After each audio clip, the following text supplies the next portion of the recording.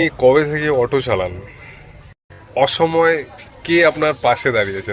যদি ভগবান একটা সুযোগ দেয় যে কোন সময়টাকে আপনি আবার। तो आज की कहानी है एक लड़की की जो अपनी मेहनत से खुद के दम पे इतना सब कुछ किया है जो भी हो। और वो बोलते हैं कोई भी काम छोटा या बड़ा नहीं होता, वो कुछ भी करे, ठीक है। बड़े लड़की की हिम्मत और जज्बे की कहानी है। तो अगर आप मेरे चैनल में नए हैं तो चैनल को फॉलो सब्सक्राइब ज़रूर कीजिएगा। तो शुरू करते हैं। এটা আপনার অটো তাই তো? তো আপনার অটোতে যে চড়তে চায় কি কোথায় আসতে হবে তাকে? দক্ষিণেশ্বর মন্দির। দক্ষিণেশ্বর মন্দিরে কোথায়? দক্ষিণেশ্বর মন্দিরের গেটেই স্ট্যান্ড আছে। এটা স্ট্যান্ডটা না? এই স্ট্যান্ডে আপনাকে পেয়ে যাবে তাই তো? মেয়ের এত সাহস কি করে হলো অটো চালাবার? পরিস্থিতির সময় মানুষকে সবকিছুতে বাধ্য করে।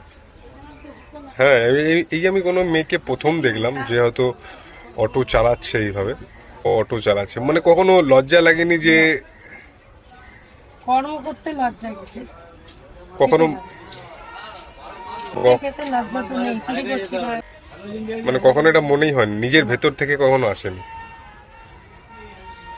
ফিলই করিনি কোনোদিন।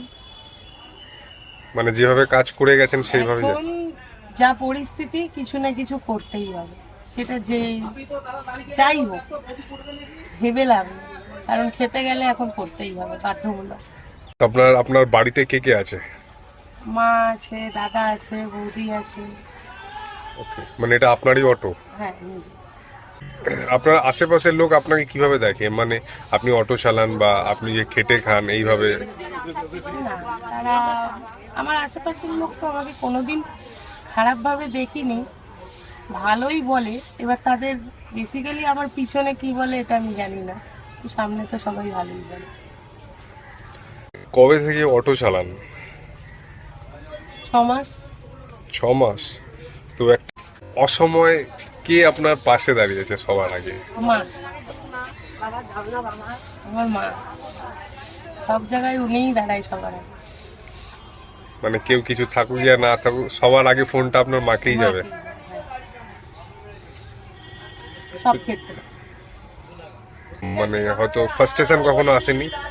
ডিপ্রেশনই আছে, এখনো আছে, ফ্রাস্ট্রেশন তো থাকবে।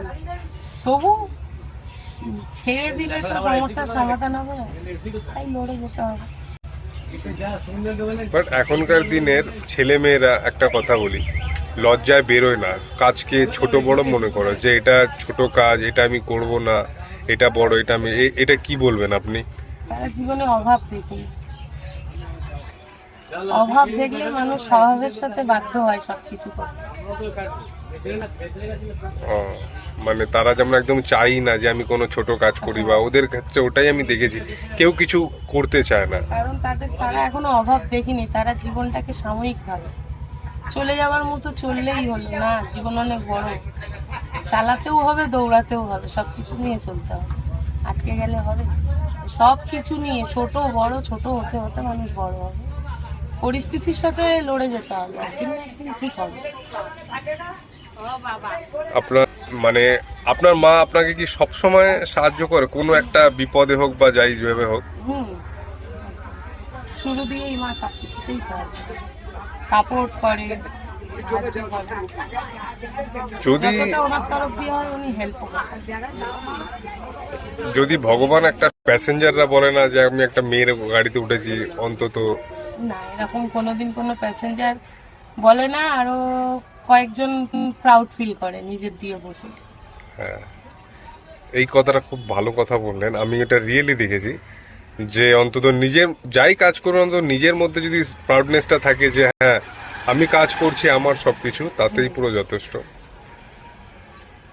ভগবান একটা সুযোগ দেয় যে কোন সময়টাকে আপনি আবার ফিরে পেতে চান। কেন আমরা তো কখনো ফিরে পেতে পারি না, তবুও কিছু কিছু আশা ভরসা থাকে যেটা আমি হয়তো রিটার্ন পেতে পারি। তো কোন সময়টাকে আপনি আবার ফিরে পেতে? স্কুল টাইমকে? কেন স্কুল টাইমকে কেন? ওটা ছিল লাইফের entertainment time. No tension, no depression, no headache, only fun. এই জন্য ওই লাইফটা বেটার। তো আর একটা কথা চাই,